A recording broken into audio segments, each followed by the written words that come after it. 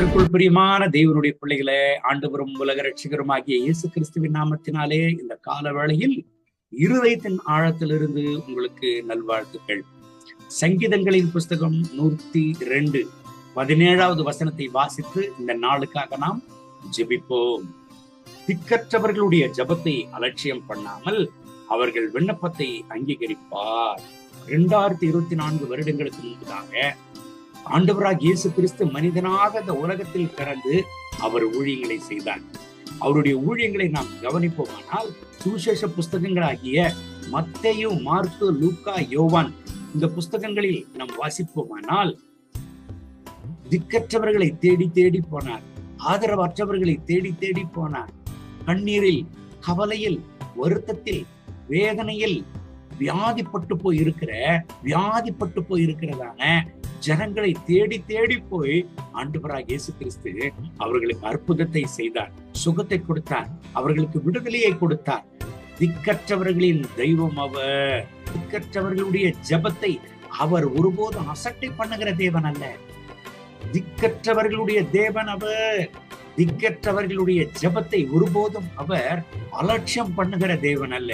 இந்த கால வேளையில இந்த வசனத்தை கேட்கிற நண்பு கர்த்தருடைய பிள்ளைகளை, ஒருவேளை நீங்கள் சொல்லலாம், எனக்கு யாருமே இல்லை, நான் ஒரு திக்கற்ற நிலைமையில இருக்கிறேன், என்னை விசாரிக்க யாருமே இல்லை, நான் சாப்பிட்டால் என்ன சாப்பிட்டீங்கன்னு கேட்க யாரும் இல்லை, நான் சாப்பிடலன்னா ஏன் நீங்க சாப்பிடலன்னு கேட்க யாருமே இல்லை, ஐயோ நான் திக்கற்ற நிலைமையில் இருக்கிறேன் என்று புலம்பலோடு நீங்கள் இருக்கிறீர்களா? கவலையோடு நீங்கள் இருக்கிறீர்களா? இந்த கர்த்தருடைய வார்த்தை உங்களை தேடி வருகிறது. திக்கற்றவர்களுடைய ஜெபத்தை அலட்சியம் பண்ணுகிற தேவன் அல்ல.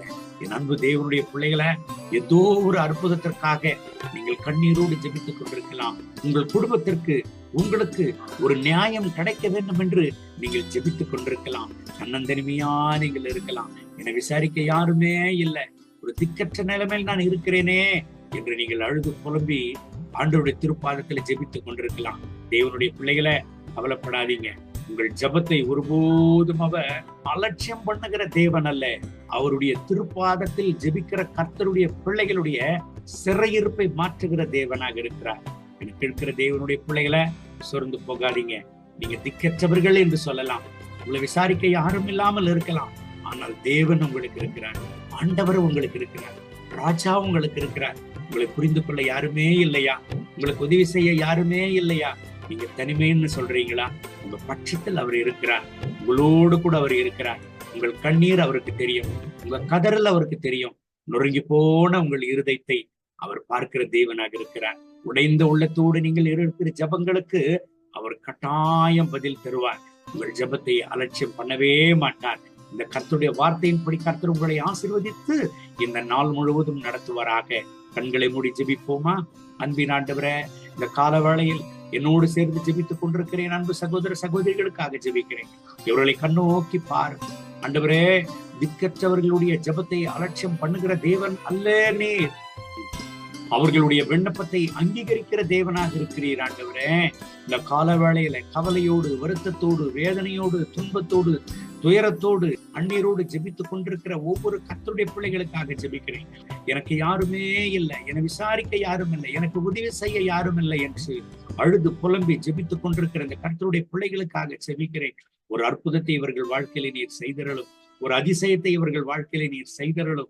இவர்கள் ஜெபத்திற்கு நீர் பதிலை தாரும்.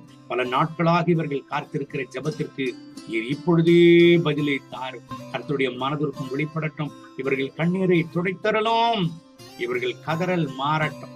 கர்த்தருடைய திருப்பிரசனம் இப்பொழுதே இவர்கள் மேல இறங்கி வரட்டும்.